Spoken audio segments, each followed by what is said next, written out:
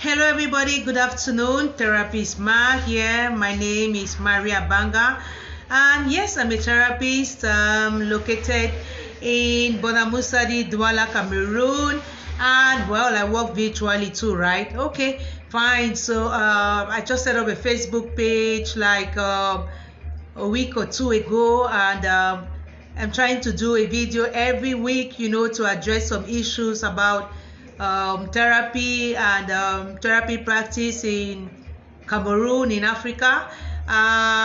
This is just my second talk.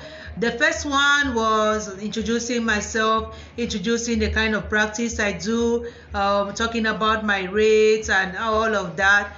And I was expecting some questions, but well, people are still kind of opening up to talking about therapy, to entertaining therapy, to believing in therapy. So I'm not going to beat myself up if people don't ask questions, but I know that if someone really needs help, they are going to reach out, especially if they believe in therapy.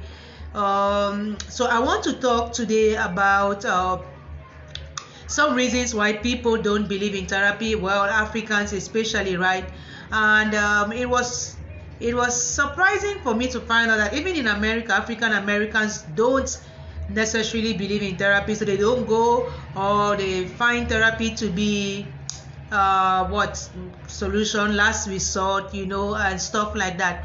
Maybe because therapy wasn't something that started a long time ago as compared to, for example, religion, which also offers some solutions to some psychological, emotional problems and stuff like that.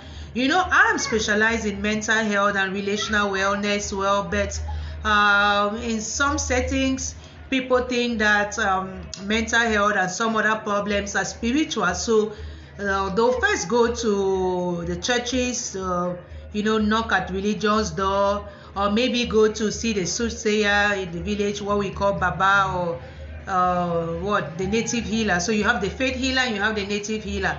And then sometimes when it doesn't work out, or when you are kind of like more exposed, you may say, okay, well, let me just combine this with some psychotherapy or talk therapy or stuff like that. There are different types of therapy, right?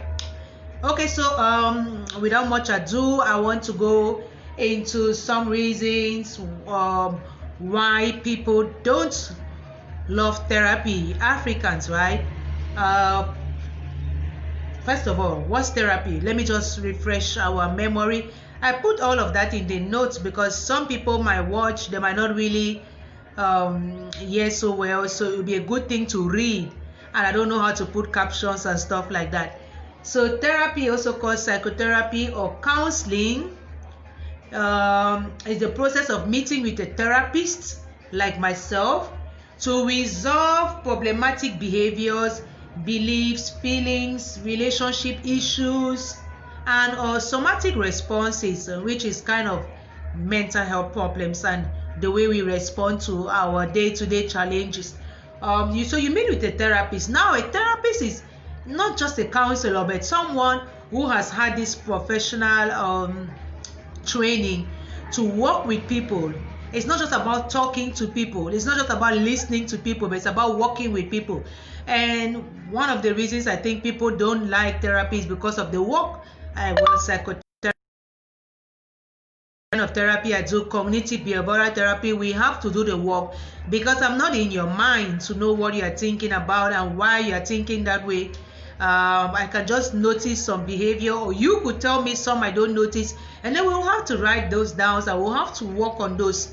So maybe that's one of the reasons why people don't like psychotherapy, Africans in particular. But when I did some research, and based also on my 2 years and some of practice, I can actually just sum this into 3, like stigma and judgment. People are like, well, only weak people go for therapy. Why? You can't solve that problem. What do you mean have a problem with your spouse? Oh, come on.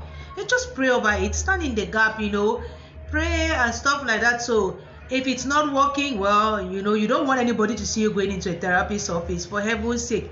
It's like going to the psychiatric ward in the hospital, the psychiatric institution. Oh my goodness. People are just going to say, I'm weak, I'm sick, I'm crazy, all of that. And yes, because they will say that they're going to start judging you. They're going to say, Maria Abanga, oh, she was diagnosed with post-traumatic stress disorder. Oh, she goes crazy sometimes, she goes soft.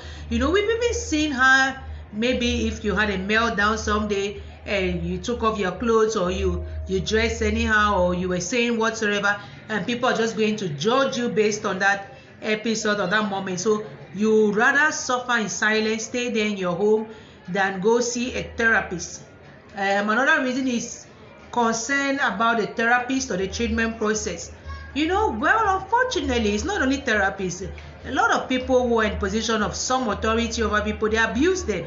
They take advantage of them. So you might say, the therapist is not going to be different.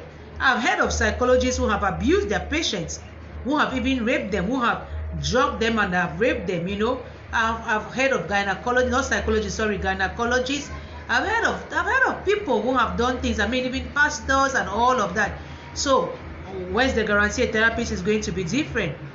So you might be a man and you don't want to go to a female, or maybe you don't want to go to a male, or you might be a female and you don't want to go to a male, or you might not want to go to somebody who is known to just spill people's secrets, the whole place, stuff like that. And then you don't really know the process because it's something new.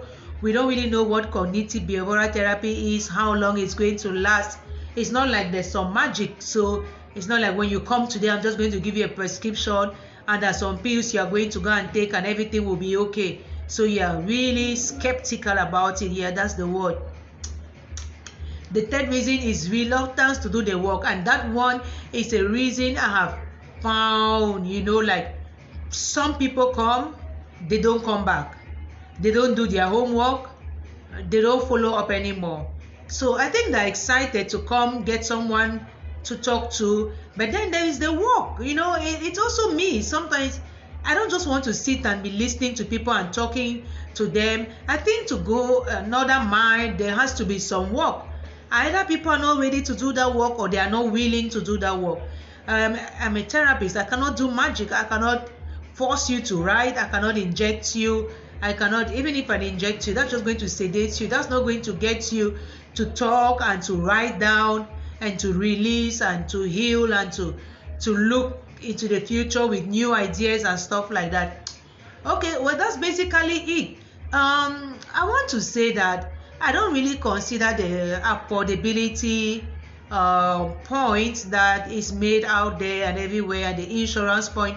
First of all, there's nothing like insurance in my country. Public insurance doesn't exist, so it's very rare. It's private insurance, and maybe some do cover therapists or not. I haven't met any client who has brought up insurance issues to me, but the price, I think 15,000 francs a session is good enough out here. That's not even up to $20 or so. For 40 minutes, 50 minutes, that's good. That's what I think, right? I will willingly pay that amount, for a session. I've gone for consultation. A doctor has spent 5 minutes with me giving me a prescription, and I paid 15,000 francs CFA, so less than $20. So I think we have to really take our mental and emotional well-being as seriously as our physical well-being. If you have some illness, maybe you have cancer, you have diabetes, whatever, and you have to spend some money to do surgery or all of that, you're not even going to start thinking twice about consultation fee and stuff like that. So I always ask people who come to me, especially the first time, the beginning of the session, I want to know how they feel. At the end, I want to know how they feel. And many say, well, they feel better. Now, the follow-up for seriously, like 70% of my patients so far is not more than 3 sessions. I've not had anyone yet. I once had, but that was long ago. Last year, right? So, or in 2018, I can't remember. So I'm looking forward to a patient who is going to stick through for 3 months, especially when their issues really necessitate so much work and attention. In the meantime, while We keep talking, we keep setting the pace, we keep encouraging people to give therapists a go, and not to suffer in silence and think you can just pray away all issues. Or maybe it's what, yeah, you pray away, or maybe it's some village person, your village people somewhere. No, please give therapy a go. Okay, until